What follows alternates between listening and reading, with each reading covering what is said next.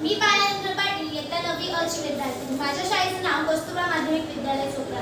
आज मी अनुभवलेल्या स्वच्छताविषयी काही प्रसंग सांगणार आहे। मी घरी जात असताना आमच्या गावातल्या लोकांनी काही गावात कचरा टाकला। त्यांनी ओला कचरा व सुका कचरा एकत्र कुठेही फेकून दिलेला होता। मी त्या लोकांना सांगितलं की हा कचरा उचला व डस्टबिन मध्ये टाका। त्याच्यातही आपल्याकडे ओला कचरा व सुका कचऱ्याचे 2 डस्टबिन असतात। मग मी त्यांना सांगितलं की ओला कचरा किंवा केळीचे सिमटे वगैरे हे आपण ओल्या कचऱ्याच्या डस्टबिन मध्ये टाकले पाहिजे आणि कोरड्यामध्ये वॉटर बॉटल एक्सेट्रा आपण त्याच्यात टाकलं पाहिजे।